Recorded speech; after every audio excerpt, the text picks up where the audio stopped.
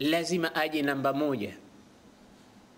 Watoto wetu imekuwa wao ni bora, mali zetu imekuwa ni bora, wake zetu wamekuwa ni bora. Kumbe bora alikuwa aje mtume namba moja, alafu vitu vingine vije baadaye kwa mtiririko na mpangilio maalum. Tumekosa ile dira ya kumpenda mtume sallallahu alayhi wasallam.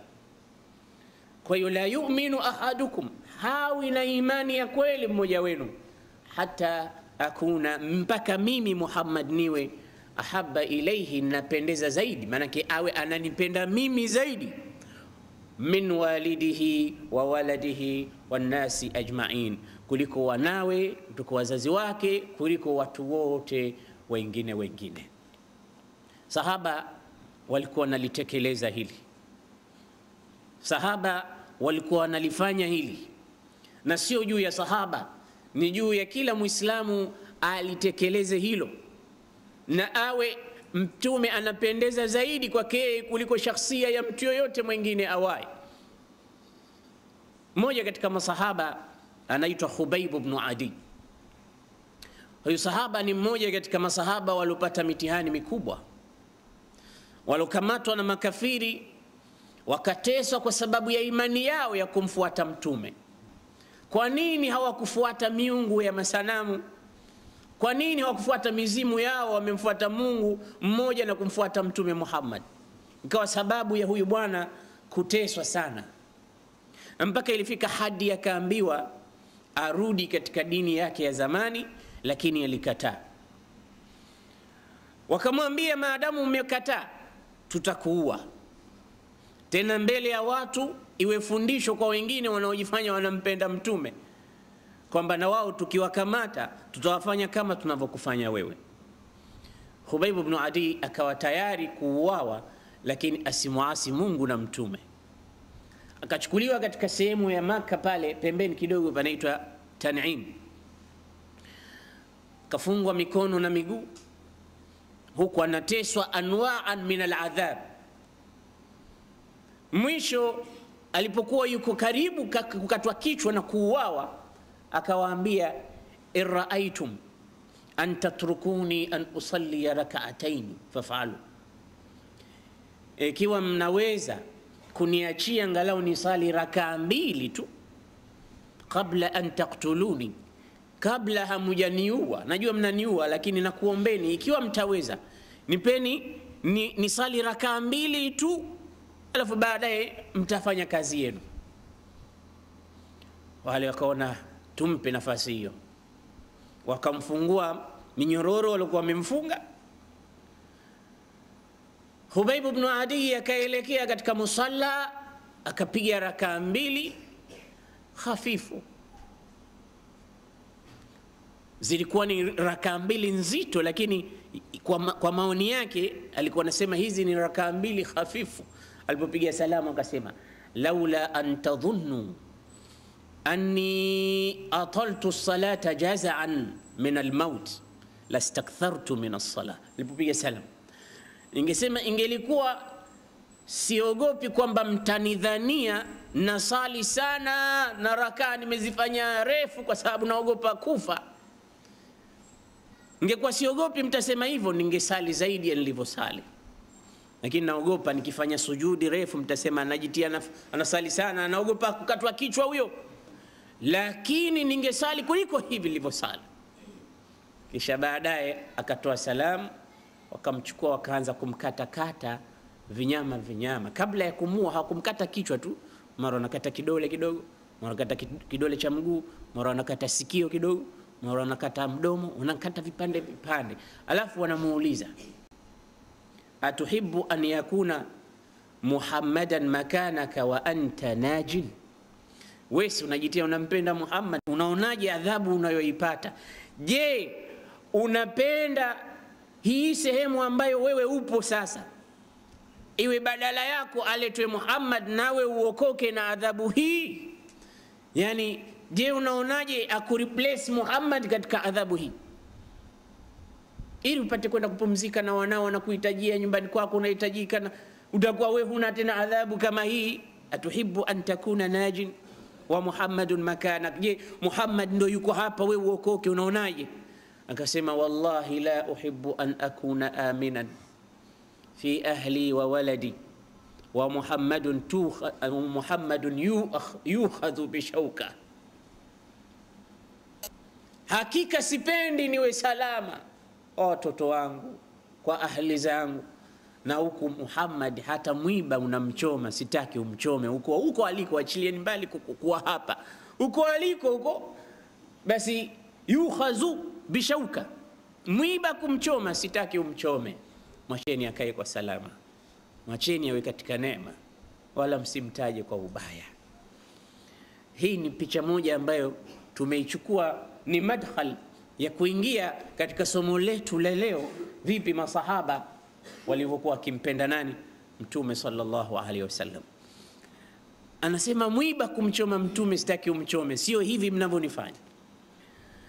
Basi yakawatoka maneno baadhi ya waloshuhudia hapa, wanasema wallahi ma raaitu ahadan yuhibbu ahadan mithla ashabi Muhammadin li Muhammad, sijamuona mtu katika ulimwengu huu anampenda mtu mwingine kama sahaba wa Muhammad anavyompenda Muhammad. Sijawaipo kumuona mtu anampenda mtu mwingine kama masahaba wanavyompenda Muhammad. Kwa nini? Walikuwa wanajiuliza kwa nini hasa wanampenda kiasi hiki? Kwa sababu wakimuona wanaburudika, wanafarijika, kwa sababu ya ihsani anayowapa, kwa sababu ya baraka ambazo mtume amekuja nazo, kwa sababu ya rehma ambayo Mwenyezi Mungu amemtuma nayo Muhammad sallallahu alaihi wasallam, kwa sababu ya upole aliokuwa nao mtume. Allah anasema fabima rahmatin min Allah linta lahum walau kunta faddan ghalidha alqalbi lam faddu min hawlik fa'fu anhum wastaghfir lahum washawiruhum fil amr فإذا عزمت فتوكل على الله إن الله يحب المتوكلين. Allah subhanahu wa ta'ala anamsifu mtume, hii ndo tabia yake. Anasema ewe Muhammad, fabima rahmatin min Allah linta lahum, kwa rehema za Mungu umekuwa mwepesi laini kwao. Walau kunta faddan ghalidha alqalbi lam faddu min hawlik fa'fu anhum, wasamee, washawiruhum fil amri, washauri, wakikosea wasamee, wakijana ushauri washauri, wa idha azamta, ukiazimia kufanya mambo mtegemee Mwenyezi Mungu. Mtume hivi ndivyo alivyokuwa akikaa na sahaba zake, ndio maana walikuwa wanampenda na yeye mtume anawapenda. Ukitaka kupendwa, anza kupenda wewe kwanza. Ulama ulijtimaa wanasema umbutil hub tahsudul hub, lima mapenzi utavuna mapenzi. Maal asaf shadid, kuna watu wengine wanataka kupendwa bila kupenda wao. Sahaba ridwanullahi ta'ala alaihim walikuwa wanampenda mtume na mtume alikuwa anawapenda wao, akawa mkali juu ya masahaba zake, akamwambia wallahi la tasubbu ashabi fawalladhi ba'athani bilhaqqi law anfaqa minkum mithla uhudin dhahaban lama balagha nusayfa, msiwatukane masahaba zangu, kama mtu katika nyinyi atatoa mfano wa Jabal Uhud hafiki hata nusu ya masahaba zangu walivyofanya. Masahaba zangu msiwatukaneni, hawa ni watu ambao radhiyallahu anhum, mtume alikuwa anawapenda naye kwa sababu walikuwa kimpenda sallallahu alaihi wasallam.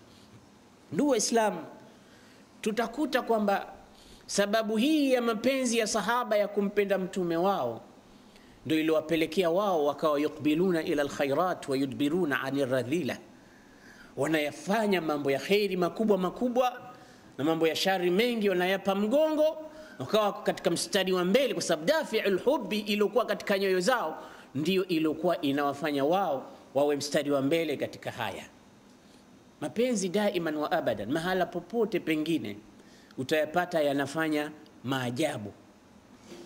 Kilichokuwa chumvi mwenye kupenda tasema ni tamu, umbali kwa mwenye kupenda ni karibu, baya kwa mwenye kupenda ni zuri, zito kwa mwenye kupenda ni lepesi. Hivi ndivyo mapenzi yanavyofanya, lakini bil asafi shadid tumebadilisha sisi mapenzi haya, tunayapeleka huko katika hubu na gharam za mapenzi ya shahwa ya kidunia ya kupenda wanawake na wanaume na hivi, lakini mapenzi ya kweli yale tunayoyazungumza ya kumpenda mtume yakakosa nafasi yake. Mapenzi yanafanya maajabu. Sahaba wa mtume anaitwa Abdullah ibn Abdullah ibn Ubay ibn Salul. Huyu babake alikuwa anaitwa Rasul Munafiqin, kiongozi wa wanafiki, lakini mtoto alikuwa mtoto mwema, alikuwa mmoja katika waandishi wa bwana mtume. Baba yake alipomtukana mtume akasema, la in rajana ila almadina la ukhrijanna Muhammadan dhalila wa ana alaziz, tukifika Madina nitamtoa Muhammad dhalili na mimi ndo mshindi. Akamwambia, baba, unasema maneno haya, nenda kwa mtume ukatake radhi. Akasema, mimi siendi kwa mtume wala sitaki radhi. Hawa watu mmewaleta, wamekuja hapo, walikuwa hawana kitu, mkajitia mnawapenda. Mfano wao ni kama mfano ule ulisema, sammin kalbak liyakulak jawi kalbak liyatba'ak. Nyinyi mnajitia mnawapenda, lakini watu wabaya wa, yani masahaba. Mtume sallallahu alayhi wasallam akateremshiwa aya katika suratul Munafiqin. Mwisho ikagundulika kwamba Abdullah ibn Ubay ibn Salul amelaanika na ameahidiwa mambo mazito kwa sababu ya yale maneno aliyoyasema. Mtoto akamfuata mtume, amesikia kwa mmoja katika masahaba kwamba bwana mtume ameamua kumuua baba yako. Kaja kwa mtume akamwambia, Rasulullah, balaghani annaka azamta ala qatli abi, balaghani annaka nadharta dama abi. Ya Rasulullah, nimesikia kwamba babangu anataka kuuawa kwa sababu ya yaliyomsibu, kwa sababu aliyoyasema. Kana dhalika kadhalika, ikiwa hivyo ndivyo ilivyo ya Rasulullah, la ta'mur ahadan biqatlihi, ana saaqumu ala qatli. Usimwamrishe yoyote katika sahaba zako amuue baba yangu, mimi ndo nitakayefanya kazi hiyo ya kumuua. Anasemaje? Kama mtume kasema auawe, basi usije ukamwamrisha mtu amuue baba yangu, kwa sababu isije ikanichukua labda udhaifu wa nafsi yangu, nikimuona siku ya pili sema yule kaniulia baba yangu. Kazi hiyo nitaifanya mimi maadamu inamridhisha Mungu na nani? Na mtume sallallahu alaihi wasallam. Mtume akamwambia, wala sijasema babako auawe. Watu wasije wakaanza kusema Muhammad sasa ameanza kuua jamaa zake. Bado sijatoa kauli hiyo, lakini mawaqif aliyoonyesha Abdullah ibn Ubay ibn Salul mbele ya babake ilipofika Madina, akamzuia akamwambia, wallahi ya abati lan tadkhula almadinata hatta ya'dhana laka rasulullah, huwezi kuingia katika mji huu wa Madina mpaka upate idhni, permission kutoka kwa huyu mtume sasa.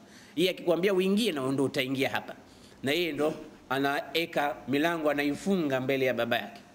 Maadamu mtume hajakupa amri uingie hapa, akitoa amri na wewe ndio utaingia.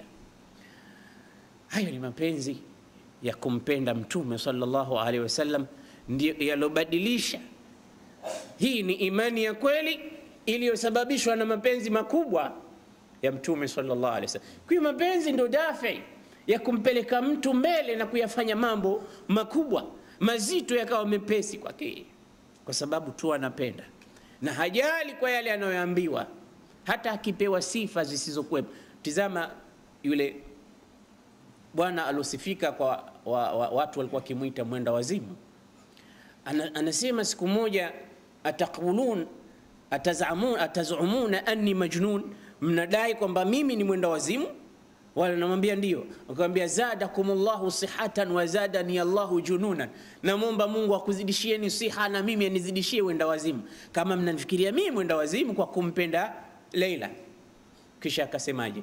Wallahi law nadhartumuha bi'aini, ingekuwa nakuazimeni haya macho yangu mkamtizama Leila kwa macho yangu mimi, la alimtum annakum mukhtiun, mungejua kwamba nyinyi mmefanya makosa makubwa kunilaumu mimi. Haya macho yangu ningeang'oa nikakuazimeni, mtizameni Laila kama ninavyomuona mimi, wallahi mngesema mimi sio mwenda wazimu. Lakini mimi nakuombeeni dua mpate siha zaidi na mimi niwe mwenda wazimu kila siku. Kisha akatoa mashairi akasema, yaquluna junintu, wanasema nimepata wenda wazimu. Ma ladhatul aishi illa lilmajanina, utamu wa maisha haupo isipokuwa kwa wenda wazimu kama mie. Tizama, haya ni mapenzi tu yaliyomvuta, hajali mkimuita mwenda wazimu, mkimuita nani, yeye kwake ni sawa. Kwa sababu gani? Kwa sababu anapenda. Mpaka ilikuwa anaonekana anafanya vitu vya ajabu. Siku jamii zake walipokwenda msituni wakapata ghazali, paa. Nyama yule paa ni mnyama mdogo ambaye macho yake ni mazuri, utadhani ni mtu kati ya wanja. Basi huyu bwana alipoona watu wamesaka paa, wamemkamata, wanapita naye katika njia, akatoa upanga akasema, muacheni sasa hivi nitakukateni vichwa.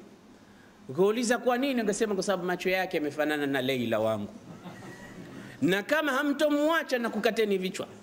Wale wakaona sasa huyu wenda wazimu kweli kabisa, sisi tumepata nyama, yeye anasema macho yake yamefanana na mwanamke wake.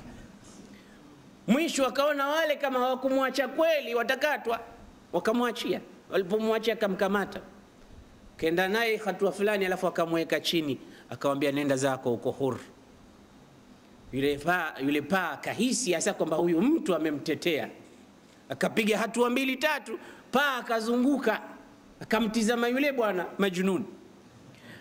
Alipokuwa anamtizama na yule bwana, naye akaanza kumtizama, yale macho yakawa yamekutana.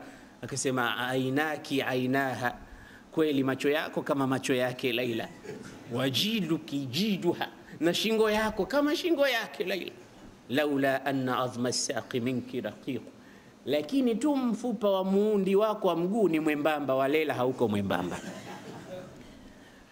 Ikiwa utafikiria ni kitu gani kinachomfanya huyu mtu kusema maneno haya, ni kwa sababu ya mapenzi yake mbele ya Laila. Mapenzi haya ndiyo yalikuwa anafanya mpaka kila kitu yeye anaona kinamfaa Laila, watu wengine hawakiwafai. Kitu kizuri anakipeleka huko kwa sababu moyo umependa. Kisha anasema, idha ajazatil ainu arru'yak, ikiwa jicho litashindwa kukuona, waruhu alluqiyak, na hata roho ikishindwa kukukamata, innal qalba lan yansak, huu moyo wangu hauwezi kukusahau, kwa sababu hapa katika moyo ndo mahala pako. Ikhwatal iman, sahaba ridwanullahi ta'ala alayhi, mapenzi yao yalikuwa ni ya kweli, yale mapenzi ambayo bwana mtume sallallahu alayhi wasallam ameyatangaza kwamba Mwenyezi Mungu atawauliza siku ya kiyama watu, aina almutahabbuna bijalali alyawma udhilluhum fi dhilli yawma la dhilla illa dhilli, wako wapi walikipendana kwa ajili ya Allah? Wako wapi walikuwa mapenzi yao wakipendana ulimwenguni kwa sababu ya Mungu? Leo nitawaeka katika kivuli, siku ambayo hakuna kivuli isipokuwa kivuli chake ambacho Mwenyezi Mungu amekiweka siku hiyo kwa ajili ya wapendanao. Wapendanao hakika hawasubiri tarehe 14 Februari wakapelekana maua. Mwaka mzima wanakerana, siku moja tu ndio wanapendana abada, kila siku wanakuwa wanapendana. Wapendanao kwa hakika hawana haja ya kwamba amenipa zawadi au amefanyaje. Haya ni mafundisho ambayo tumeyaona katika sira ya Sayyiduna Muhammad sallallahu alaihi wasallam. Na mmoja katika wafanyikazi walikuwa katika nyumba ya Mtume, Maula, mtu ambaye alikuwa akimtumikia Mtume, jina lake anaitwa Thauban. Thauban maula Rasulillah. Al-Imam al-Baghawi katika kitabu chake anasema, siku moja bwana Mtume sallallahu alaihi wasallam aliingia nyumbani kwake, akampata Thauban maulahu.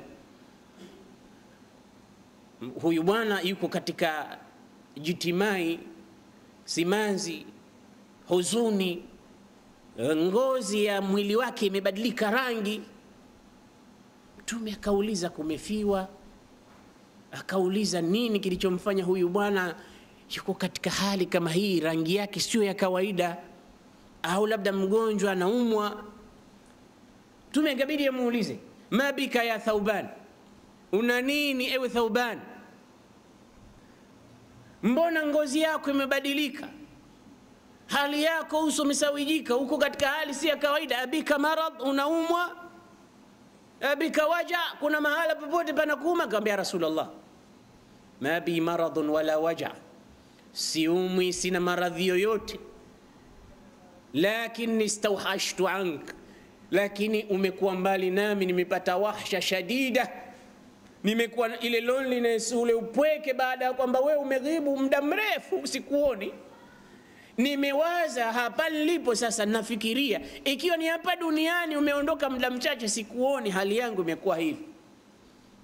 Fadhakartu al-akhirah, nikakumbuka akhirah ya Rasulullah, wa alimtu annaka satanalu ad-darajata ar-rafi'ata fil janna, kwa hakika nimekumbuka kwamba wewe utapata daraja ya juu peponi.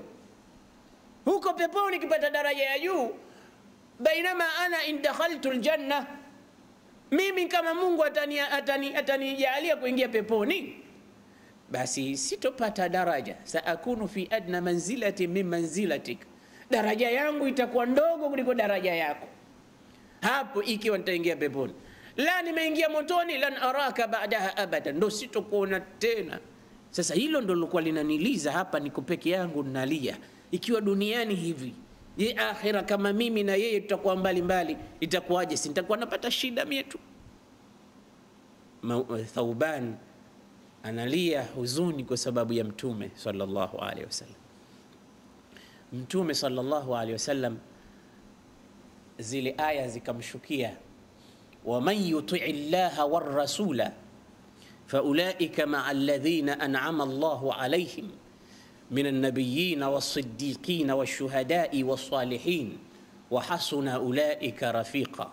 na yeyote mwenye kumwamini kumtii Mungu na mtume, basi hao ni miongoni mwa wale watu ambao watakuwa pamoja na watu wema, miongoni mwao manabii, mashahidi na wasema kweli, na watakuwa katika hali njema siku hiyo, urafiki wao mzuri, watakuwa katika mahala ambapo kwamba ni penye kufurahisha, katika jannatul firdausi wa riyadhiha. Kwa hiyo usiwe na wasiwasi maadamu hapa unamtii Mungu na mtume na unampenda.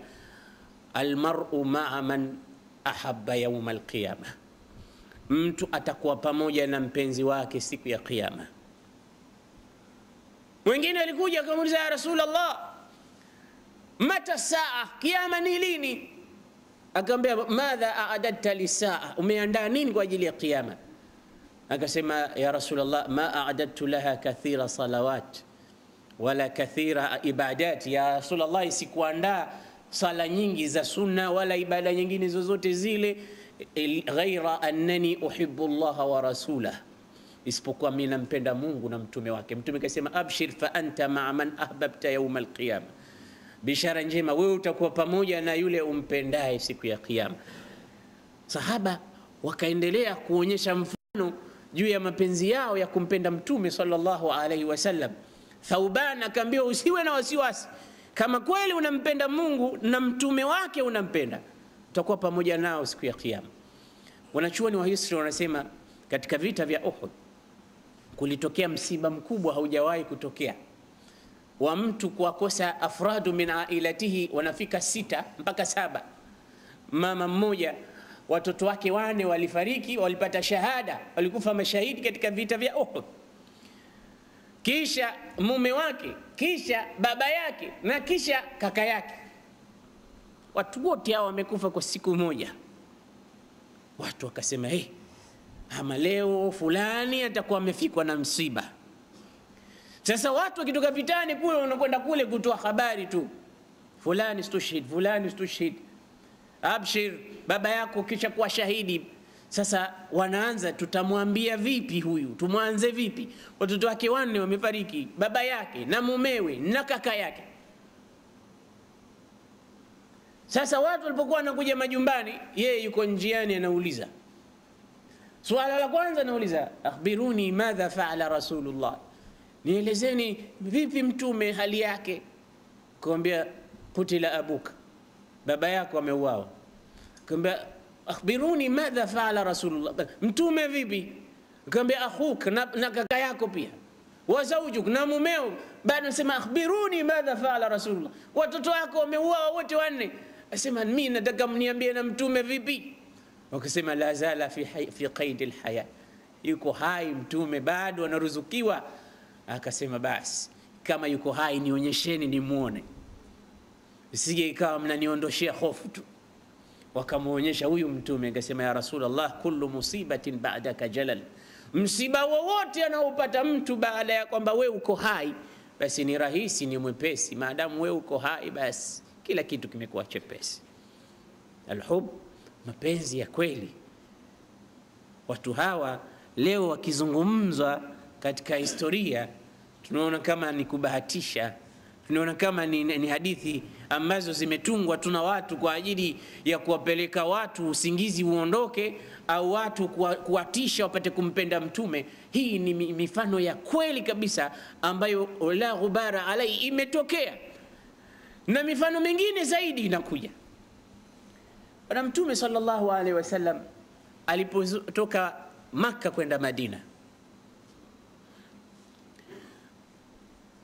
Sayyiduna Ali ibn Abi Talib alitupigia sisi mfano wa mapenzi haujawahi kutokea. Alipoambiwa mtume kwamba usiku wa leo utashambuliwa, kwa hiyo usilale katika nyumba yako, wala tanamu ala firashika allati kunta tanamu alai, ala firashika alladhi kunta tanamu alai, na firashi uliokuwa unatumia godoro lako silitumie.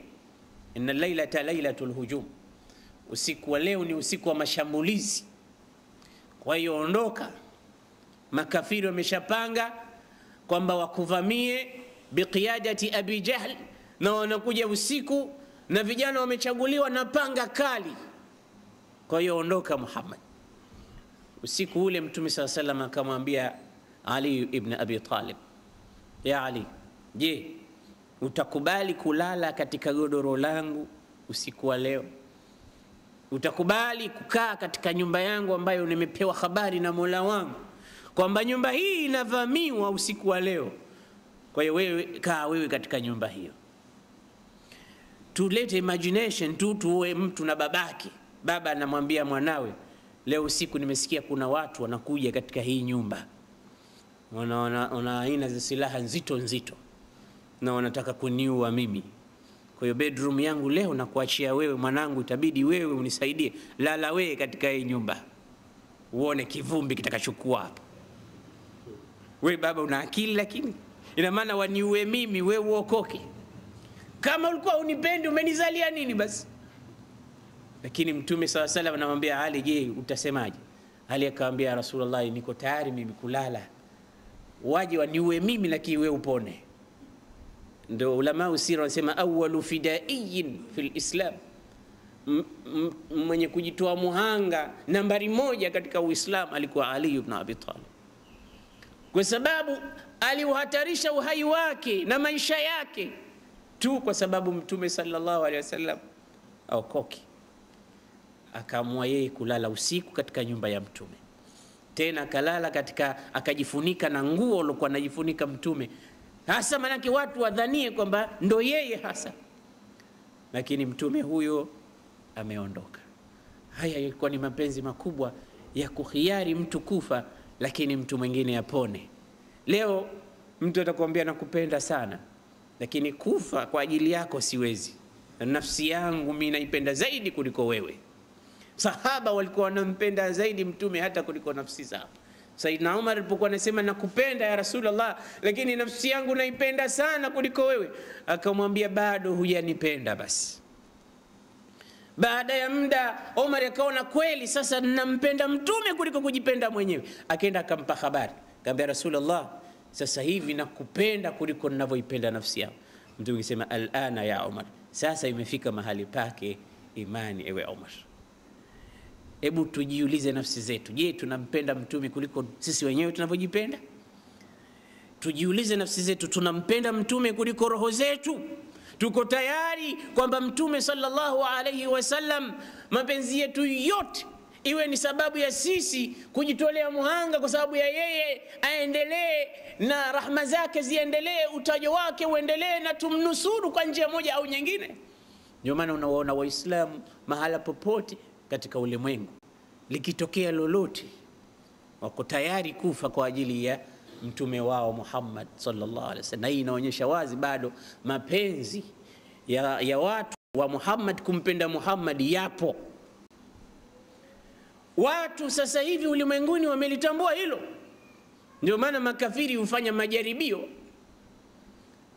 wakaandika vikatuni visivyokuwa na maana kwa kumtukana mtume wapate kuona tu, na kweli kunatokea raddu fi'l, reaction inatokea, makubwa yanatokea, mambo ulimwengu mzima unatetemeka kwa sababu ya mtume Muhammad sallallahu alaihi wasallam. Basi Saidina Ali akalala, mtume akatoka mbele kidogo, Abu Bakri akachukua usukani wa kuonyesha na yeye mapenzi ya mtume anavyompenda. Wameingia katika jabali lile, kulikuwa kuna tundu mashimo, na mahala popote palipokuwa na shimo au tundu ndani ya jabali kuna hatari ya kuwa na wadudu wabaya. Pale Abu Bakari akamzuia mtume, akamwambia, ya Rasulullah, usiingie hapa ndani mpaka mimi niwe wa mwanzo kuingia. Pengine kuna jambo lolote baya ndani ya pango hili linipate mimi kabla halija kupata wewe. Tusikilize adhan.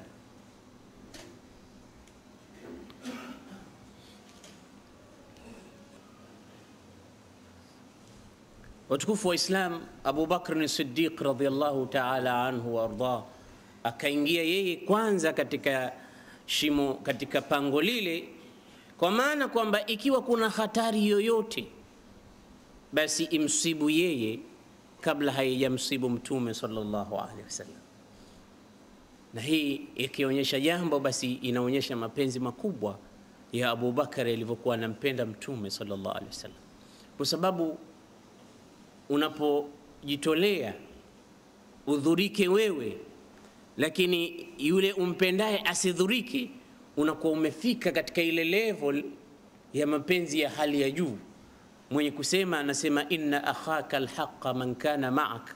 Sayyidina Ali ibn Abi Talib alikuwa akisema, hakika ndugu yako wa kweli ni yule ambaye yuko pamoja nawe katika kila jambo. Wa man yadhurru nafsahu liyanfa'ak, na yule ambaye anaweza kujidhuru nafsi yake kwa sababu ya kukunufaisha wewe. Wa man idha raibu zaman fadhahak shattata fika shamlahu liyajma'ak, na yule ambaye mambo yakikutanza, malimwengu yakikusibu, matatizo ukiwa ndio umeingia katika matatizo, yuko tayari yeye kukata kwake, kuvunja kwake kwa ajili ya kuunga kwako. Saidina Ali alikuwa anaonyesha vipi mtu mwenye kumpenda mwenzake kiukweli anaweza kusacrifice.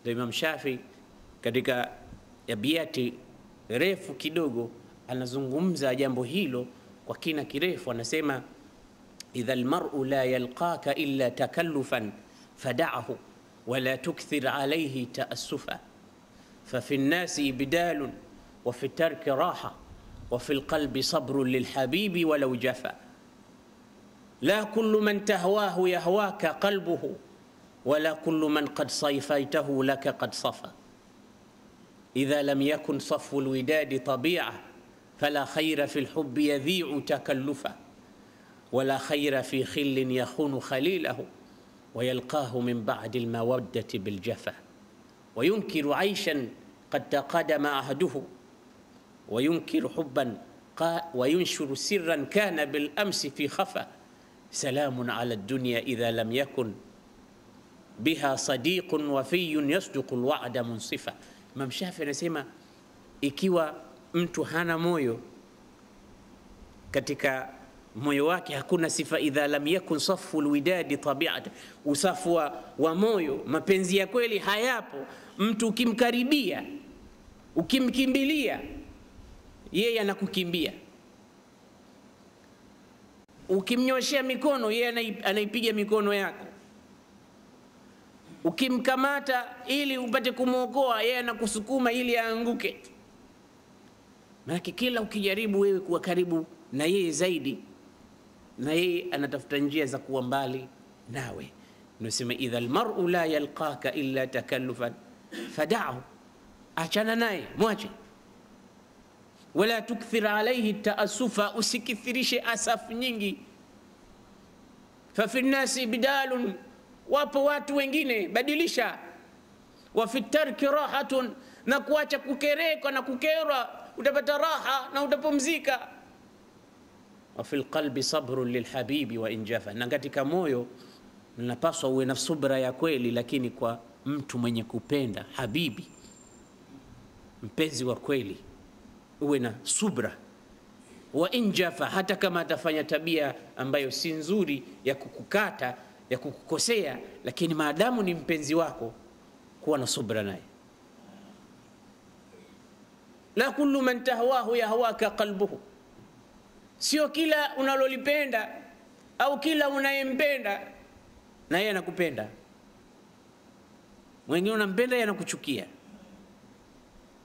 Wala kullu man qad safaitahu laka qad safa, wala sio kila ulomsafiania na yeye kaisafi nia yake kwa ajili yako. Naelekea wengine unawasafiania, wengine wanakuwa na wewe mpumbavu. Unasema hawa ndo wajinga wenyewe waliwao hawa.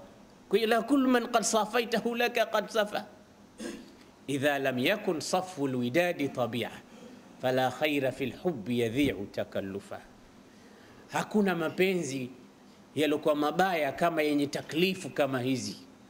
Wala khaira fi khillin yakhunu khalilahu, wala hakuna khairi kwa mpenzi mwenye kumfanyia khiana mpenzi wake.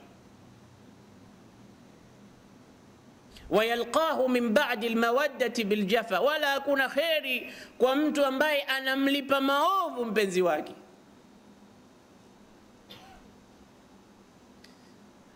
Wayunkiru, anasema wayunkiru aishan qad taqadama ahduhu, kisha anachukia maisha yaliyopita. Anasema mimi na wewe tumekuwa zamani masahibu, lakini hakuna jambo hata moja zuri niloliona. Wayanshuru sirran kana bil amsi fi khafa, na anatoa siri ambazo jana zilikuwa hazipo, zimefichikana. Mwisho akasema idha lam yakun safu alwidadi, anasema salamun ala dunya, amani iwe juu ya dunia. Ikiwa mtu ambaye unampenda hana, sio sadiqun saduqun yasdiqu alwa'da munsifa, hana sifa hizo, mkweli, mwenye kusadikisha na mwenye kupenda kwa ajili ya Mungu, basi amani iwe. Manake ni mahala pabaya sana duniani kama wewe huwezi kupata mtu ambaye mambo haya ambayo tumeyataja ndio yako katika moyo wake. Sahaba walikuwa hivyo. Mtume Muhammad sallallahu alaihi wasallam akaingia katika pango lile, Abu Bakar katika kila shimo ndani ya pango akaweka vitambara au akaliziba kwa kutumia vitu maalum vya kuziba pale mashimo yale, asije watu wakaja wakaona ndani kwamba mtume yumo, Abu Bakar yumo, au kukatokea kitu chochote kibaya. Sasa kuna shimo moja ambalo amekosa kizibio cha kuziba pale, ikabidi aweke mguu wake, na huku mtume amechoka, ikawa amelala katika miguu ya Abu Bakr as-Siddiq radhiyallahu anhu. Pale pale mtume amepata usingizi, kumbe lile tundu lilokuwa pale lilikuwa kuna mdudu anaitwa akrab, nge. Na nge tunamjua anavouma, anauma vibaya, akikutoga kidogo utasikia mpaka katika mishipa yako ya fahamu unapata habari. Abu Bakari aliumwa na huyu mdudu, lakini kwa kuwa mtume amelala hakutikisika. Ule uchungu wake ilibidi chozi litoke, likamwagika, likamwangukia mtume katika uso wake. Ndio mtume akapata kuamka, akawauliza kuna nini Abu Bakar? Akamwambia Rasulullah, nimeumwa katika shimo hili. Akitizama mguu umebadilika rangi, mtume sallallahu alaihi wasallam akapuliza tu katika mguu wake pale pale, maumivu yakadisapia. Kisha kisa hiki kinanikumbusha Imam Malik rahmatullahi alayhi, Malik ibn Anas, imami Dar al-Hijra, katika watu ambao sio masahaba walikuwa lakini wakimpenda mtume. Alipokuwa katika darasa yake, wanasema wanafunzi wake, siku moja tulimuona mwalimu umebadilika rangi ghafla. Imam Shafi alikuwa mweupe kama karatasi na alikuwa mzuri wa sura. Sasa unapokuwa mwili umepata kitu gharibu, rangi inabadilika. Pale pale ikawa amebadilika, huko anasomesha hadithi na hivi na hivi. Wanafunzi wakawa wanamtizama, leo rangi yake sio ya kawaida. Mwisho wa darasa wakamuuliza, mbona uko katika hali hiyo, macho kwa mekundu na nguo nini, mwili umebadilika? Akasema, kuna kitu nimesikia kimeniuma katika kifua changu. Wakavua vifungo vya kanzu yake, wakapata nge amemuuma Malik ibn Anas. Akamwambia, sasa kwa nini usiseme? Akasema, nimeogopa kuvunja hadithi za Mtume, kukata mazungumzo yale kwa sababu ya kuumwa na nge. Kisha wakatizama wakakuta nge amemuuma mara 7 pale pamoja, lakini aliogopa kuvunja hadithi, kuvunja mazungumzo ya hadithi za Mtume kwa sababu tu kuna mnyama mdudu amemuuma.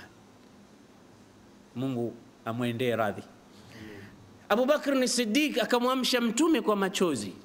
Mtume akapuliza na maumivu yakaondoka.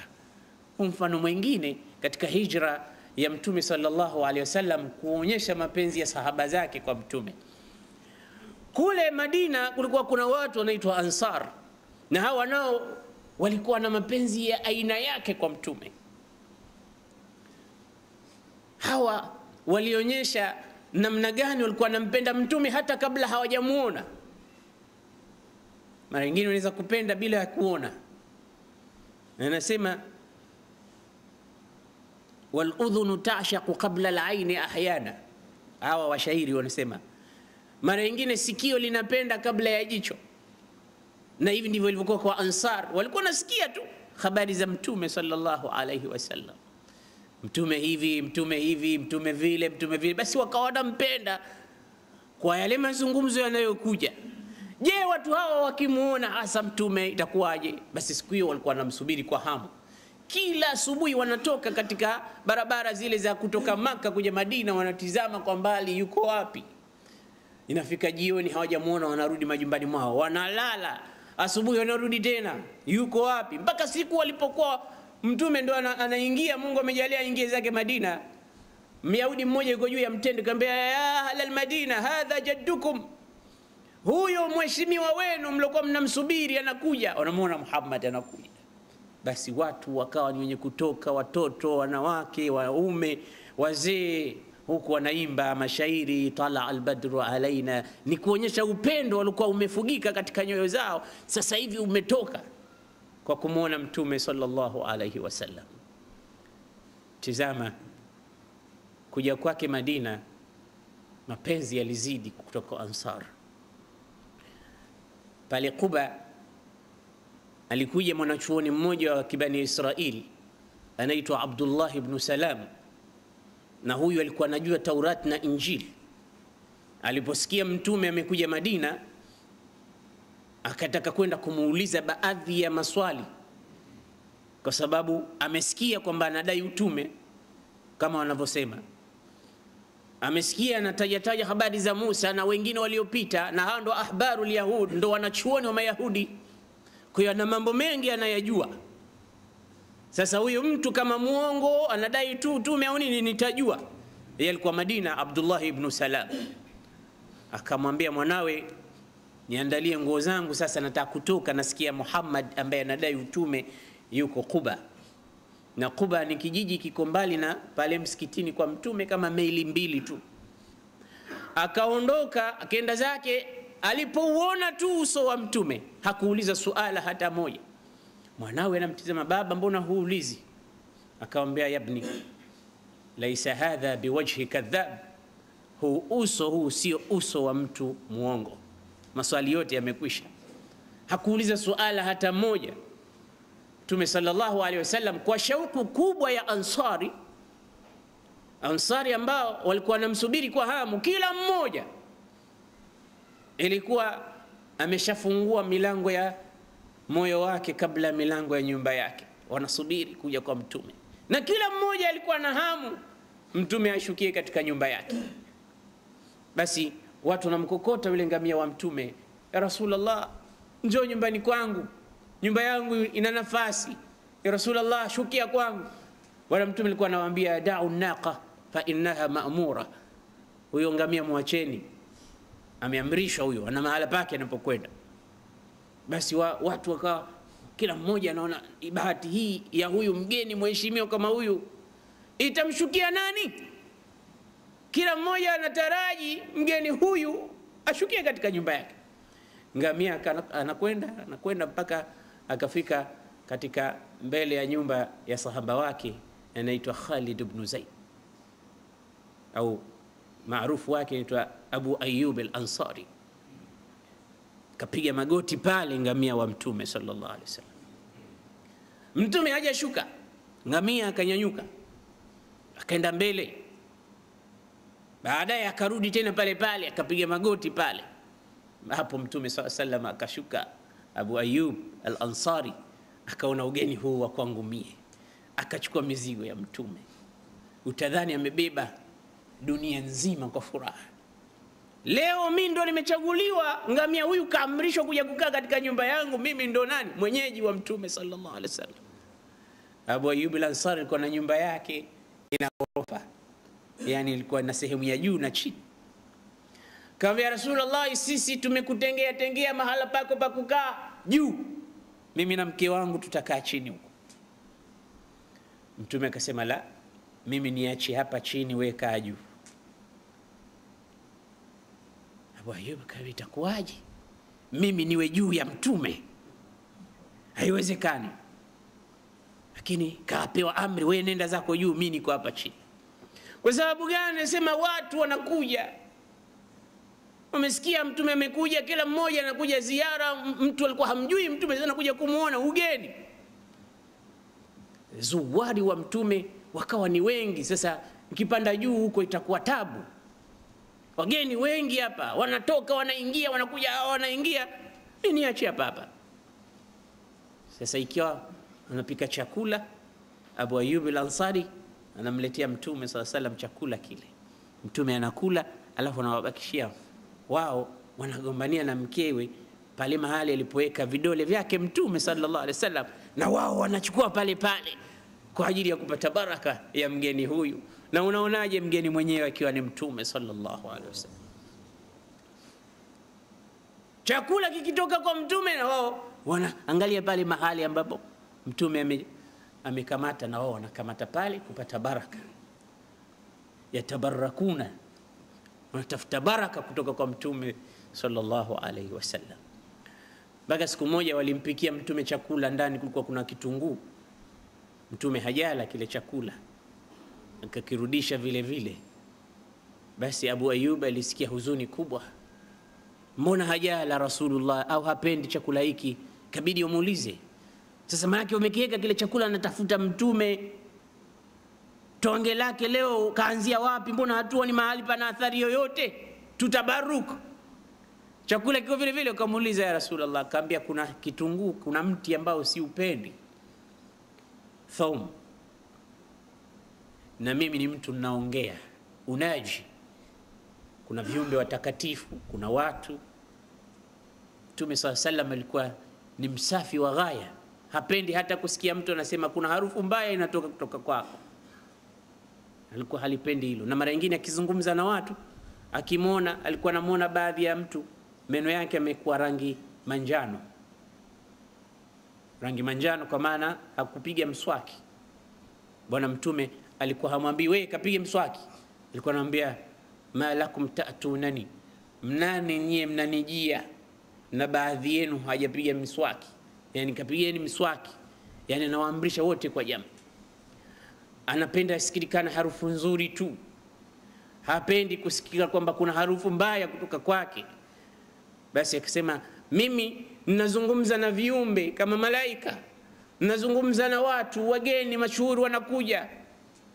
Basi tusikupenda kutumia thaum kama hiyo, lakini sio kwamba ni haramu. Fakulu antum, nyinyi kuleni. Wao wakala.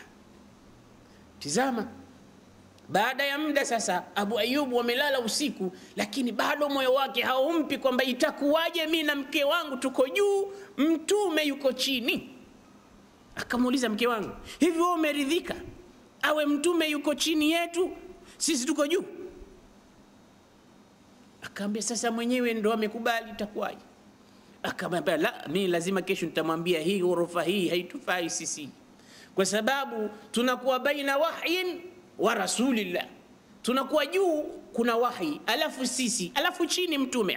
Ayui, maana wahi unakuja huko alafu katikati tuko sisi alafu chini huko mtume, haiwezekani. Kaenda tena kwa mtume kaambia, Rasulullah, mimi nataka uende juu, sisi turudi chini, kakae huko ya Rasulullah. Mtume akasema, Aba Ayub, usiwe na wasiwasi, nimeridhika mwenyewe. Usiku kulikuwa na mtungi wa maji huko juu ukavunjika.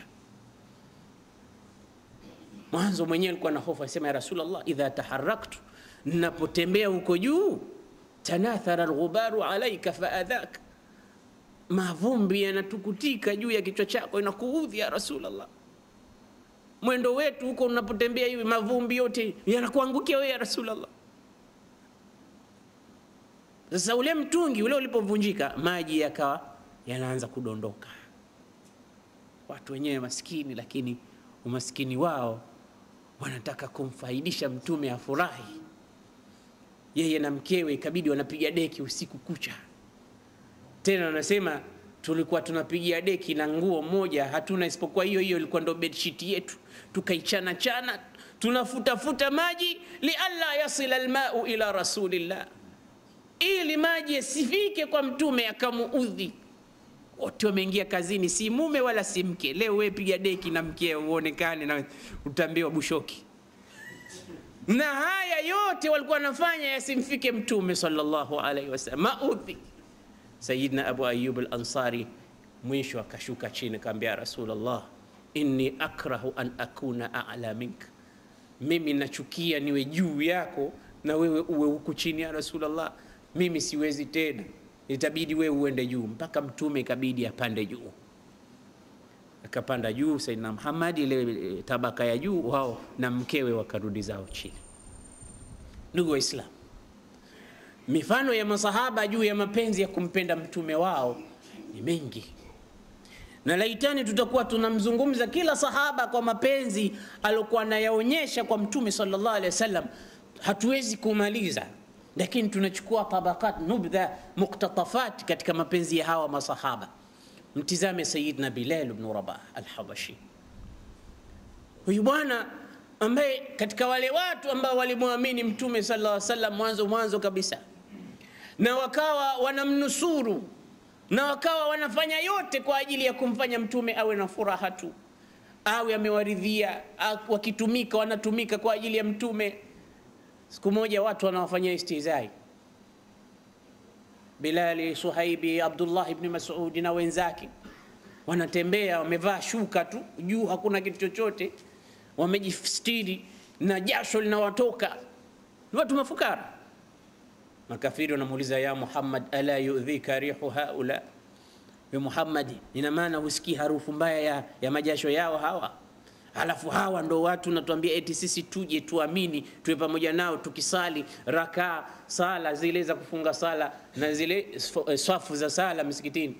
Eti mimi bwana mkubwa kama mimi Abu Jahl, safu yangu hii na Bilal yuko pembeni hapa na hawa majasho yao kama hivi, mimi nije pale, unafikiri sisi tutakufuata?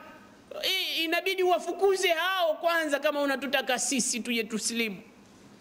Wakiondoka hao tutakuja sisi. Qur'ani ilikuwa inawajibia hawa watu.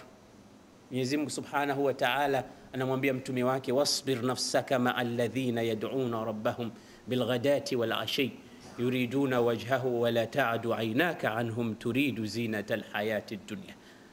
Vumilia, subiri, wala usionyeshe kubadilika. Hawa wanampenda Mungu na mtume, kaa nao. Hawa wanakuambia maneno hayo ni watu wanataka mapambo ya dunia, na dunia si chochote kwa mwenye kumpenda Mungu na mtume. Kipenda utaona kila kitu kinakuwa sahali. Ndio yule mwanamke alikuwa anampenda katika mutasawwifat, anamwambia Mwenyezi Mungu, laitaka tahlu wal hayatu mariratun wa laitaka tarda wal anamu ghidabu wa laita alladhi bayni wa baynaka amirun wa bayni wa bayna al alamin kharabu idha sahha minka alwiddu falkullu hayyinun wa kullu alladhi fawqa at-turabi turabu. Hawa ni wapenzi. Anasema watu wote wakasirike, mimi sijali kama Mwenyezi Mungu hujakasirika, una furaha nami. Anasema maisha yawe chungu kila pembe, lakini utamu wa mimi kupendwa na wewe Mwenyezi Mungu na kuniridhia utanitosha kutokamana na uchungu wa maisha yote ya dunia. Iwe nimeharibikiwa kila upande, lakini nimejengekewa vizuri kati yangu na kati yako ya Rabbi, mimi sijali. Idha sahha minka alwud, ikiwa najua kwamba mapenzi yako ya Rabbi yapo, unanipenda mimi, falkullu hayyin, kila kitu kwangu kimekuwa rahisi. Wa kullu alladhi fawqa turabi turabu, na kila kilichokuwa juu ya mchanga mimi nakiona ni mchanga tu, iwe dhahabu iwe almasi iwe nini, kwa sababu nakupenda ya Rasulullah, nakupenda ya Allah. Haya ni mapenzi ya hawa watu. Abu Ayyub al-Ansari, Sayyidina Bilal ibn Rabah al-Habashi, alikuwa ni muadhin wa Mtume sallallahu alaihi wasallam, ambaye siku Mtume alipokuwa anataka rai tufanye nini ili tuitane kwa ajili ya swala, mmoja katika sahaba zake akalala usiku, akaota kuna mtu anazungusha kengele anaiuza. Ndani ya usingizi akamwambia, niuzie mimi kengele hiyo. Akamuuliza, unataka kufanyia nini? Akamwambia, tunataka tuigonge wakati wa sala tuitane. Akamwambia, nitakufundisha mambo mengine mazuri kuliko kengele, muitane nayo wakati wa sala. Sema Allahu akbar, Allahu akbar, adhana yetu hii mpaka mwisho. Akamwambia sawa. Yule mwana kazindukana asubuhi, akamfuata Mtume. Akamwambia, Rasulullah, usiku nimemuota mtu anauza kengele, nimemwambia niuzie ili tuitane nayo katika sala. Akanifundisha maneno, akanambia haya ni mazuri kuliko kengele. Maneno gani? Akamwambia Allahu akbar, Allahu akbar, ashhadu an la ilaha illa Allah, mpaka mwisho wa adhan. Akamwambia innaha la ru'ya haqq, hiyo ni ndoto ya kweli kabisa, lakini wewe uliokuja nayo maneno haya, alimha Bilal, mfundishe Bilal, innahu anda minka sautan, Bilal ana sauti nzuri kuliko yako. Mtume alikuwa na ile siasa ya rajulul munasib fi makani almunasib, rajulul munasib fi makani almunasib, mtu afae mahala panapofaa. Sio kila mtu naambia wewe nenda mahali, wewe huwezi hili utaweza hili. Maadamu huyu kaota yeye ndoto, hakuambia wewe ndio utakuwa muadhini, kasema hii japo umeota wewe, lakini mfundishe Bilal. Kila mmoja na kazi yake. Angalia, Mtume alikuwa anajua siasa hii. Sio kila kitu nataka kufanya wewe, jambo mingine mpe huyu, mwingine mpe huyu, huyu anafaa hapa mpeleke pale, huyu anafaa kule mpeleke pale. Ndio siasa ya Sayyiduna Muhammad ya huruma na watu wake. Bilal akawa muadhini wa Mtume kutokea wakati huo, mpaka Mtume alikuwa kila mara akimwambia arihna biha ya Bilal, ebu tustareheshe, tupumzishe, tuingize katika burudani kwa sala, basi anaambiwa aqimu sala, ndio Mtume anaburudika. Kumbe burudani ya Mtume yakiingia katika sala. Sisi leo tunasema arihna minha, tupumzishe, tumechoka nayo. Kuna watu wanatamani watangaziwe, waambie basi kusali jamani, nimesali muda mrefu. Lakini sala ndo kipumbazo cha watu, wanakuwa wanaburudika. Ndivyo alivyokuwa Mtume. Kuna sahaba akatoa sadaka bustani yake, kwa sababu kasali katika shamba lake, akamwona ndege anaruka kutoka katika mti mpaka mtu mwingine kwa madaha, na ndege wa shambani wengine wana rangi nzuri. Basi fataallaqat ainahu bitair, macho yake yakaganda, yuko ndani ya sala hajitambui tena, ameganda macho na mtizama ndege. Alipotoa salamu hajui amesali raka 4 wala 5. Akaenda kwa Mtume akamwambia, Rasulullah, bustani langu nimelitoa sadaka kwa sababu limenishughulisha na sala yangu, naitia adabu nafsi yangu kwa kupenda mali. Wanafanya hivi. Basi Bilal alikuwa naadhini mpaka Mtume SAW alipofariki. Bilal alikuwa akienda kuadhini, akifika ashhadu anna Muhammadar Rasulullah, anasema na kama Mtume anaingia, wakati Mtume kisha kufa hakuweza tena, anaanguka, anazimia, anapoteza nafahamu. Watu wakawa hawaisikii tena sauti ya Bilal baada ya kufa Mtume. Sio kwa sababu gani? Hawezi kumiliki nafsi yake kwamba Mtume hayupo tena, na yeye akiadhini ashhadu anna Muhammadar Rasulullah, nakumbuka Mtume anafungua pazia yake, huyo anaingia katika sala. Leo hamuoni tena, anaanguka. Watu wanambembeleza Bilal, vipi sauti yako hatuisikii tena. Ina maana ulikuwa na muadhini ya mtume tu. Jamani, sio hivyo, siwezi kuona kwamba mtume hayupo tena mpenzi wangu. Basi hakuadhini tena mpaka kenda zake Sham huko. Siku alipokuja kwa ajili ya ziara, kakaa miaka huko, kaja kwa ajili ya ziara huko Madina, khalifa wa mtume akamwambia, maadamu umekuja, hebu tukumbushe sasa adhana ile tulikuwa tukisikia wakati wa mtume, hebu tupe katika msikiti wa mtume. Bilal akajiandaa akaadhini tena, lakini alipofika ashhadu anna Muhammadar Rasulullah, kilio hakikuwa kwake yeye tu, na kwa walikuwa wanamsikiliza walomuona mtume, masahaba ridwanullahi ta'ala alayhi, wote walikuwa nalia kwa ajili ya shauqan ila Rasulillah, wanatamani angekuwa yuko pamoja nao wakati ule. Bilal ibn Rabah naye aliyeka athari mwisho wa kufa kwake, mkewe yuko pembeni, anamwambia mkewe, anamwambia Bilal, wa musibata, ni msiba ulioje siku ya leo unaondoka Bilal. Kaambia la, bal quli wa farhata, sema furaha ilioje leo, usiseme msiba, hamna msiba hapa. Ghadan alqa alahibba Muhammadan wa sahba, kesho nakutana na wapenzi wangu Muhammad na masahaba zake. Ikhwata al-iman, mifano ya mapenzi ya sahaba ni mingi, lakini kwa sababu ya wakati insha Allah taala tutafikia hapa, na Mwenyezi Mungu aturuzuku mapenzi ya kumpenda yeye na kumpenda mtume wake, atufufue pamoja na watu wema siku ya kiyama. Aqulu qawli hadha wa astaghfirullah li wa lakum fastaghfiruhu yaghfir lakum. Wassalamu alaykum.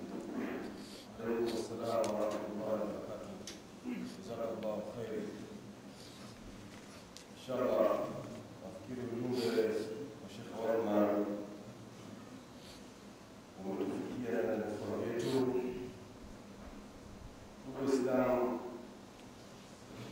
tukijaliwa tumia kiasi dakika 10 au 15 nyumbani, ukifika leo usiku kabla hujalala, jirudishe nyuma na maisha yako, halafu njoo mpaka pale leo time ya karibia kulala.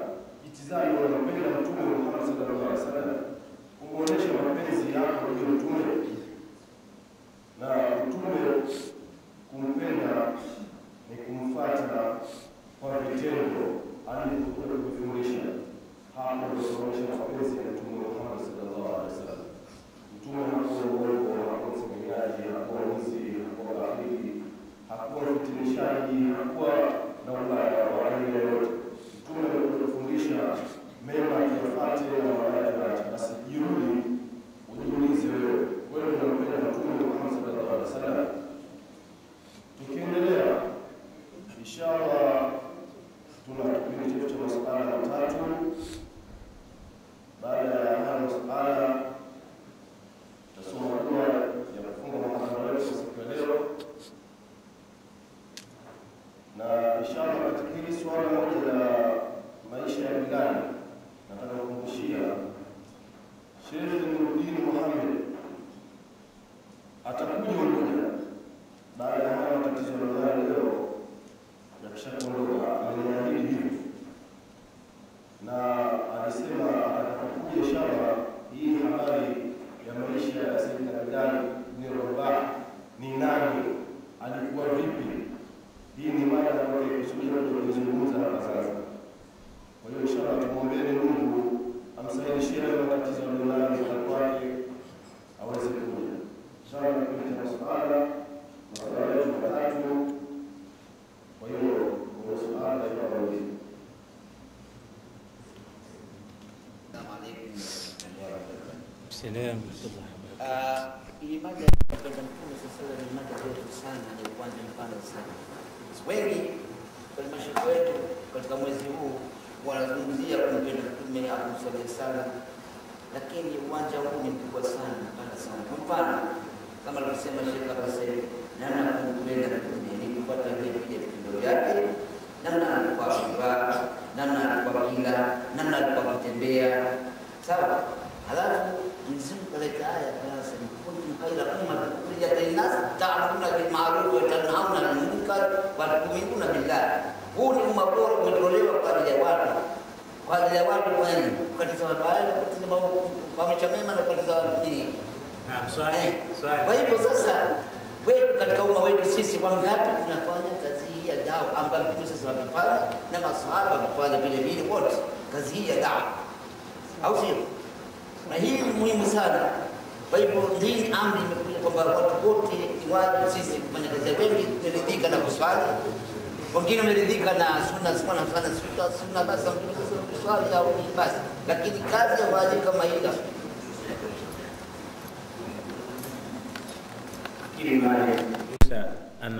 hakuwa na swali, lakini alikuwa anatushajiisha kwamba moja katika kumpenda Mtume sallallahu alaihi wasallam ni kufanya kazi yake alikuwa anaifanya, kazi ya da'wa. Na insha Allah taala hii tunaofanya hapa ni kazi ya da'wa. Kwa hiyo ni moja katika kudhihirisha kwamba tunampenda Mtume sallallahu alaihi wasallam kwa sababu tunaifanya kazi yake ya da'wa ambayo alikuwa akiifanya kwa muda wa maisha yake yote, na sisi inshallah tuifanye, na huu ni mwanzo mwema wa kuifanya kazi hiyo, na Mungu atatupa tawfik inshallah. Asante Maalim Jussa kwa tafsiri yako nzuri.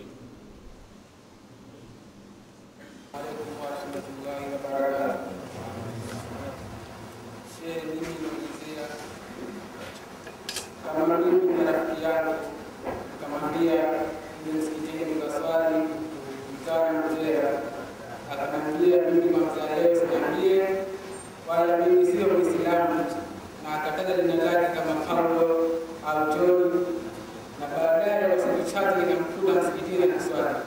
Nini hukumu yake?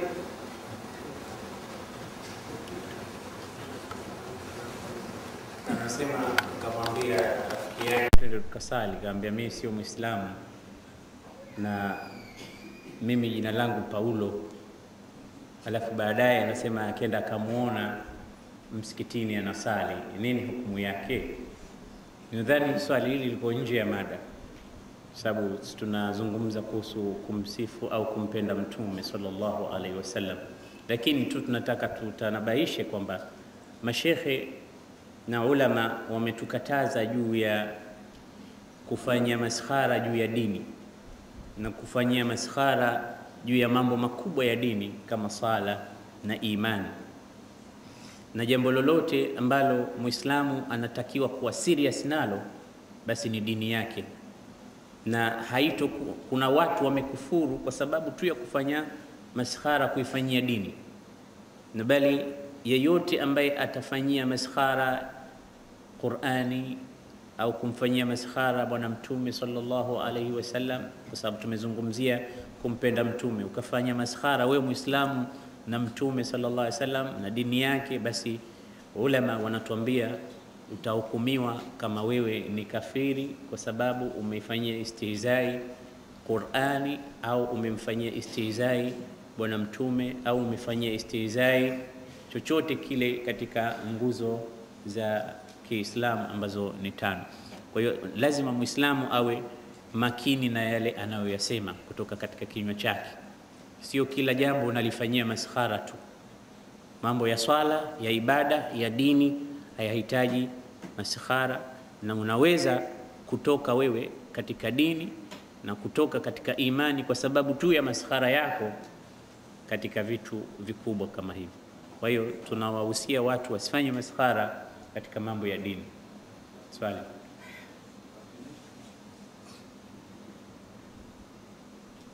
Assalamu alaykum. Swali dogo kwamba unaeleza kwamba tufuate Mtume sallallahu alaihi wasallam mambo yote ya dunia, na huko ndio kupeleka Mtume sallallahu alaihi wasallam na maswahaba radhiallahu anhu pia naye Mtume sallallahu alaihi wasallam ameongoza jinsi ya kumpenda yeye. Sasa swali langu ni hapa, je, katika hawa maswahaba baada ya kutoka Mtume sallallahu alaihi wasallam, je, wao walikaa kushanyana kama tunavyofanya sisi hapa kila mfungo 6 kwa tunamsifu Mtume kama tunafanya sisi maswahaba? Walifanya hivyo? Wanaomba swali.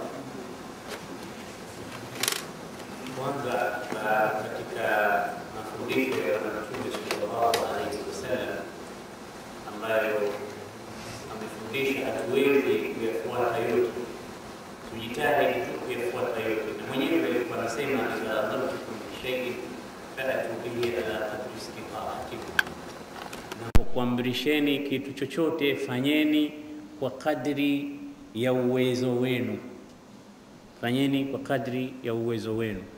Na sunna maana yake yuthabu fa'iluhu wala yuaqabu tariku, anapata thawabu nyingi mwenye kufuata mwendo wa bwana mtume na sunna zake, na hapati dhambi yule mtu ambaye hatakuwa ni mwenye kufuata zile baadhi ya mambo ya sunna ambayo mtume sallallahu alaihi wasallam ameyasema. Kwa suala la kwamba je, baada ya mtume sallallahu alaihi wasallam kuondoka watu walikuwa nakusanyikana, mimi nadhani mngeuliza hivi, je, hivi ambavyo watu wanataja historia za bwana mtume katika vikao vya maulidi kama hivi tunavyofanya siku ya mfungo sita, walikuwa masahaba wakifanya? Nadhani swala hili tutakuwa umeliuliza vizuri zaidi, kwa sababu wanachofanya watu katika mfungo sita ni kitu gani? Maulidi. Nini maulidi? Ni kutaja sira ya bwana mtume sallallahu alaihi wasallam na kumsifu na kumsalia na kusoma Qur'ani na kutoleana mawaidha na kukumbushana. Sasa haya walikuwa wanafanya masahaba?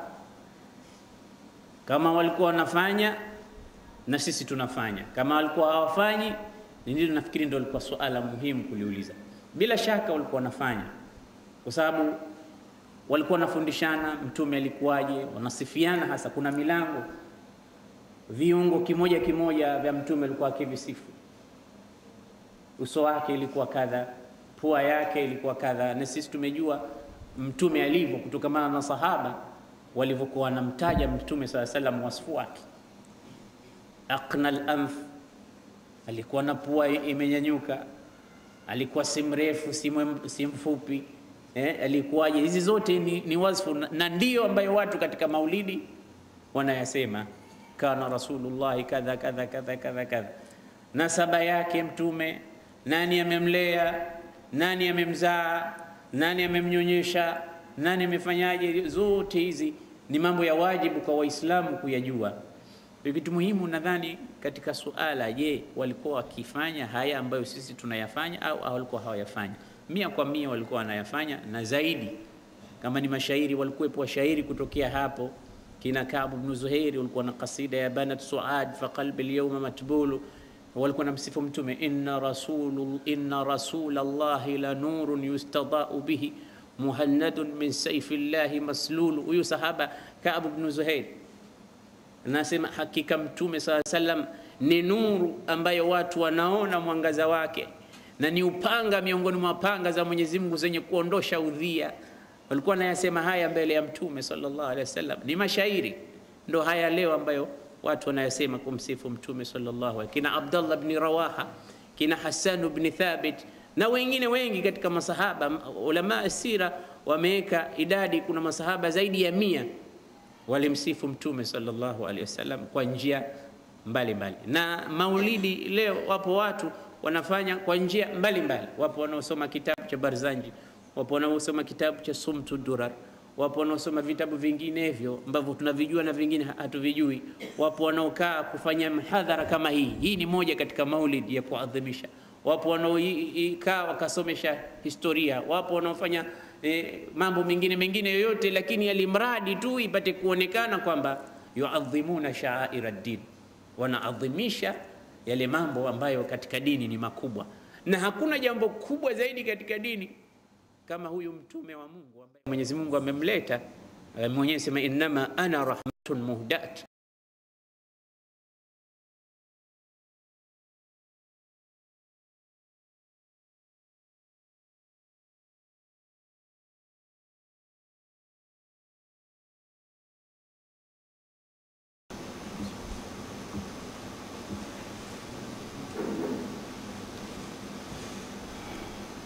أعوذ بالله من الشيطان الرجيم. بسم الله الرحمن الرحيم. السلام عليكم ورحمة الله وبركاته. Ndugu Waislamu, tunabudi kumshukuru Mwenyezi Mungu kama kawaida kwa uhai, uzima, pumzi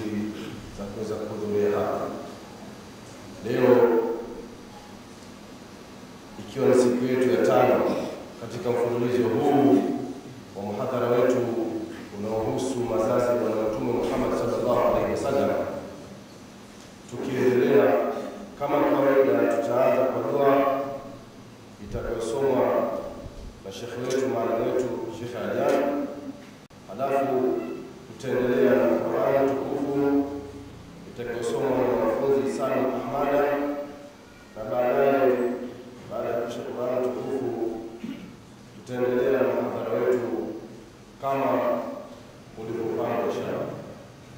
Sheikh, tafadhali. Alhamdulillah rabbil alamin wa salatu wassalamu ala rasulillah wa alihi wa sahbihi ajma'in. Allahumma arzuqna 'ilman nafi'an wa 'amalan mutaqabbalan wa rizqan tayyiban wa shifaan min kulli da'. Allahumma sahhil lana ma nurid wa nahdina mimma nakhafu wa bi'idhnika ya latif. Wa sallallahu ala sayyidina Muhammadin wa ala alihi wa sahbihi. Qur'an tukufu nasoma kama tulivyosema na wanafunzi kutoka madrasa ya Nasr al-Islamia ya Mchangani, wanafunzi sana Ahmada, na atasoma sura al-Ahzab aya 21 mpaka aya 28.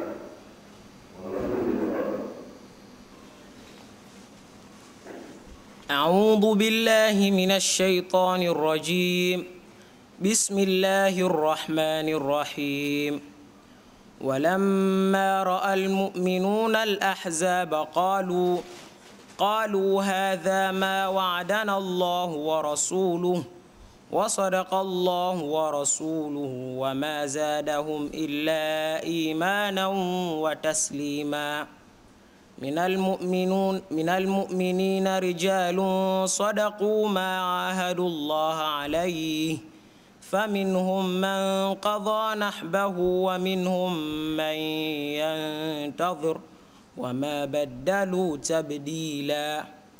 ليجزي الله الصادقين بصدقهم ويعذب المنافقين إن شاء أو يتوب عليهم إن الله كان غفورا رحيما. ورد الله الذين كفروا بغيظهم لم ينالوا خيرا وكفى الله المؤمنين القتال وكان الله قويا عزيزا. وأنزل الذين ظاهروهم من أهل الكتاب من صياصيهم وكذف في قلوبهم الرعب فريقا تقتلون وتأسرون فريقا. وأورثكم أرضهم وديارهم وأموالهم وأرضا لم تطئوها وكان الله على كل شيء قديرا. صدق الله العظيم.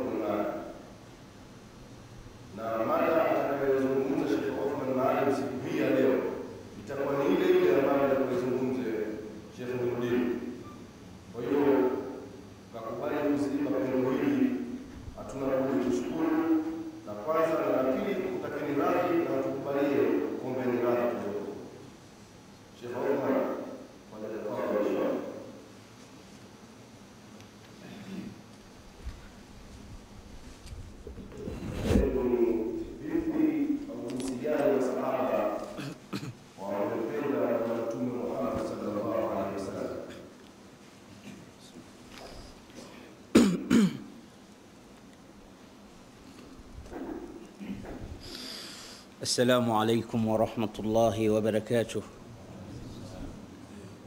الحمد لله رب العالمين يا رب ارزقنا رضاك واغننا بفضلك عمن سواك واحشرنا في زمرة حبيبك ومصطفاك. اللهم أوردنا حوضه ولا تحرمنا أجره ولا تفتنا بعده. اسقنا بيده الشريفة شربة هنيئة لا نظمأ بعدها أبدا. اللهم اسقنا بيد سيدنا محمد شربة هنيئة لا نظمأ بعدها أبدا. اللهم أخرجنا من الشقاوة إلى السعادة، ومن الإهانة إلى الكرامة، ومن الذل إلى العز، ومن السخط إلى الرضا، ومن النار إلى الجنة، ومن الفقر إلى الغنى، ومن الإساءة إلى الإحسان، ومن أنواع الشرور كلها إلى أنواع الخيرات كلها برحمتك يا أرحم الراحمين. وأشهد أن لا إله إلا الله وحده لا شريك له، وأشهد أن سيدنا ونبينا وعظيمنا وحبيبنا ومولانا محمد رسول الله. أشهد أنه بلغ الرسالة وأدى الأمانة ونصح الأمة ومحى الظلمة وكشف الغمة وجاهد في الله حق جهاده حتى أتاه اليقين. فجزى الله سيدنا وحبيبنا محمدا خير ما جزى به نبيا عن أمته ورسولا عن قومه. اللهم صل وسلم وبارك على هذا النبي الأمين وعلى آله وصحابته ذوي الشرف العظيم. نوزangu Waislamu, baada ya kumshukuru Allah subhanahu wa ta'ala na kumtakia rehma na amani bwana mtume Muhammad sallallahu alayhi wasallam, kama tulivyokwisha kutangaziwa kwamba nafasi hii ilikuwa ya Sheikh Nuruddin kutoka Dar es Salaam, lakini kwa sababu ya udhuru ambao umempata ametaadhar, na nafasi hii insha Allah nimepewa mimi kwa ajili ya kufikisha ile mada ambayo alikuwa amepanga shekhe kuja kuiwasilisha. Mwenyezi Mungu atuwafikishe tuwe ni wenye kufikisha na lile lengo lipate kutimia. Mada ambayo ilikuwa izungumzwe na shekhe, inshallah nitajaribu kuizungumza mie, ni jinsi gani masahaba walikuwa wakimpenda mtume sallallahu alayhi wasallam. Na hapo tutazungumzia kuhusu mapenzi ya masahaba kumpenda mtume. Na hili neno mapenzi ni neno zito katika ulimwengu wetu wa leo, ambalo kwa kukosekana kwake ndo dunia imekuwa haina amani. Kalima alhub ni kilma aziza ambacho leo usingeona dunia imechafuka isipokuwa mapenzi ya kweli yamekosekana. Nchi imeharibika, mapenzi hamna. Nyumba zimeharibika, mapenzi hayapo. Ofisi zimeharibika, ghabat kalimatul hub. Hata katika njia zetu na maskani zetu na vikao vyetu vyote vimeharibika, vimechafuka, kwa sababu yale mapenzi ya hakika ambayo yanatakiwa yawepo hayapo. Lakini siku yalipokuwepo, ulimwengu wote ulikuwa na amani, na wanashuhudia hayo wasiokuwa Waislamu. Mwandishi wa Ireland George Bernard Shaw anasema lau anna Muhammad ibn Abdullah, anazungumza mwenyewe, anasema ingelikuwa huyu Muhammad mwana wa Abdullah mtume wa Waislamu bainana fi hadhihi al-ayyam, angekuwepo katika siku hizi ambazo sisi tunaishi, la halla mashakila al-alami kullaha, angeyatatua matatizo ya ulimwengu mzima. George Bernard Shaw anakiri hivyo mwenyewe, anasema I have studied him, nimemsoma, nimemuona Muhammad, a wonderful man. Anasema ni mtu wa ajabu kabisa, mtu wa miujiza, mtu ambaye sijapatapo kumuona. Kisha alikuwa anasema mbele ya maneno haya, kwa mawazo yangu mimi George Bernard Shaw, huyu Muhammad ibn Abdullah, he must be called a savior of humanity.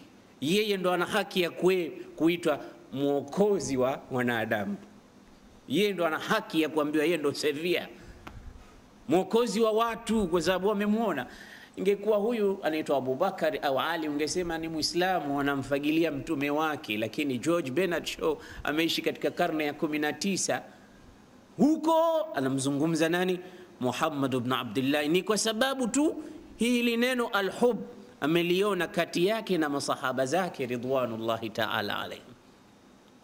Neno hili ndugu zangu Waislamu ndilo lilofanya mpaka jani ukaliona limeweza kulala juu ya jani lingine. Anasema mmoja katika wanachuoni wa ijtima, laula alhub lama ta'allaqa ghusnun ala ghusn, kama sio mapenzi usingeweza kuona jani au branch imelala juu ya branch nyingine na ikairuhusu kufanya hivyo. Mapenzi mpaka kwa majani na miti na vitu vingine ambavyo havina akili kama wanadamu. Lakini kilipokuwa kimekosekana kilima hiki kwa binadamu, au kipo lakini kipo kiujanja, kila kitu kimekuwa kibaya. Basi mshairi anasema, hadhi dhunubi fil wara kathurat wa laysa li amalun fil hashri yunjini wa qad ataituka bit tawhid yashabuhu hubbu an-nabiy wa hadha al-qadru yakfini. Anataka kueleza nini thamani ya mapenzi ya kumpenda mtume sallallahu alaihi wasallam. Anasema haya madhambi yangu ndio ninayoyaona yako mbele, kathurat, yamekuwa mengi, tena madhambi hayana hesabu, siwezi kuyakumbuka mengine. Dhunubi fil wara kathurat.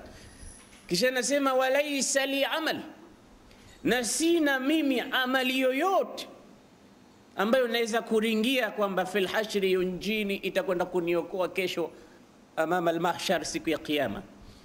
Lakini ana hope, anasema waqad ataituka bitawhid, anamwambia Mwenyezi Mungu, ya Rabbi, nimekuja kwako na kilma cha tauhid cha la ilaha illa Allah Muhammadur Rasul.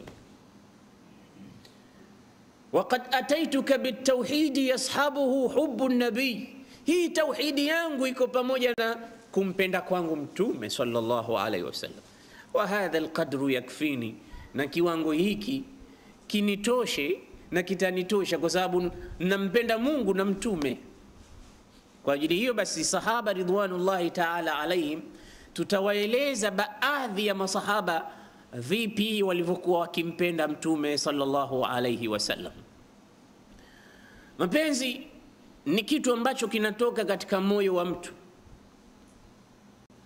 na mara nyingi sana ndo sababu ya mtu kumtii mtu, na ndio sababu ya mtu kumfuata mtu, na ndio sababu ya mtu kumtekelezea mtu yale anayoyahitaji, kwa sababu tu kuna mapenzi. Na hii ni picha ambayo mara nyingi sana unaiona kutoka kwa mzazi mbele ya mtoto wake, au mtoto mbele ya mzazi wake, kutoka kwa mke mbele ya mumewe, au mume mbele ya mke wake, kutoka kwa rafiki mbele ya rafiki yake, na mifano hiyo. Kinachowafanya wakawa pamoja, wakasikilizana, wakatumikiana kwa yale wanayotumana, ni kwa sababu tu kuna mapenzi kati yao.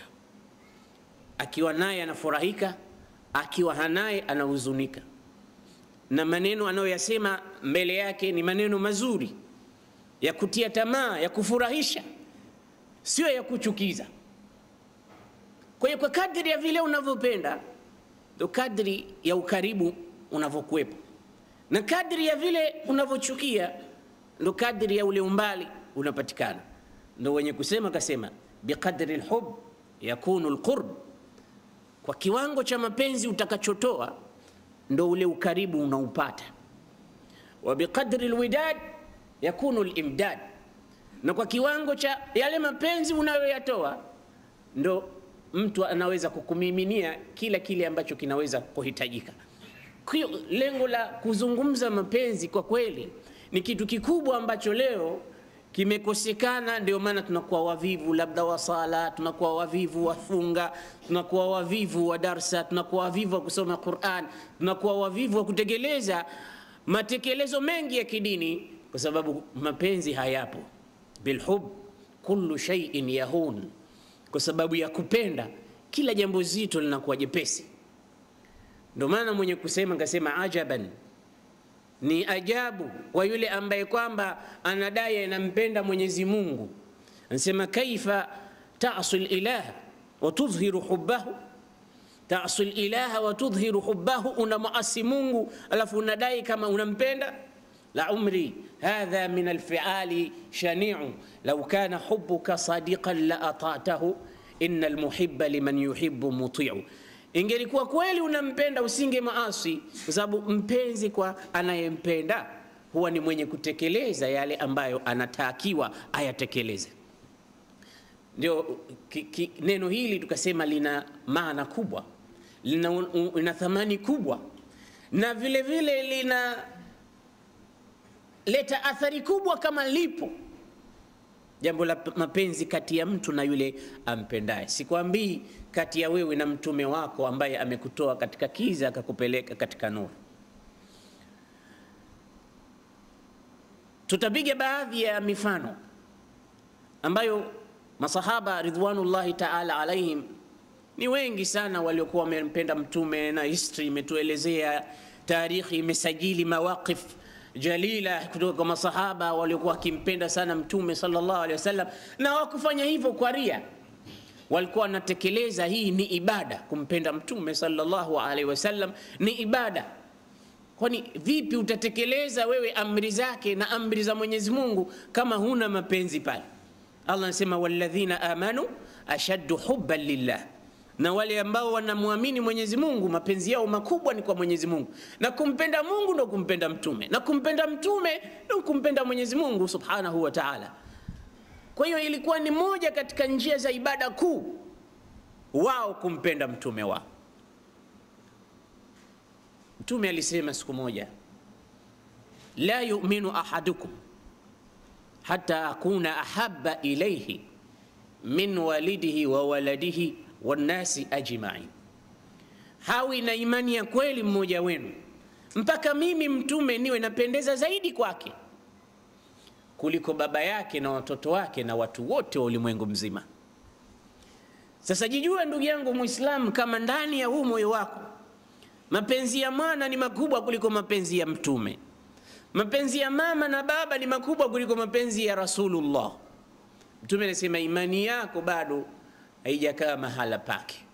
Unatakiwa umpende mtume, na ndivyo ilivyo hasa, kuliko mtu yoyote mwingine. Uwe tayari kwa bwana mtume sallallahu alaihi wasallam kuliko kuwa tayari kwa mtu yoyote mwingine kimapenzi ya kumpenda na kutekeleza yale ambayo mtume sallallahu alaihi wasallam anaamrisha.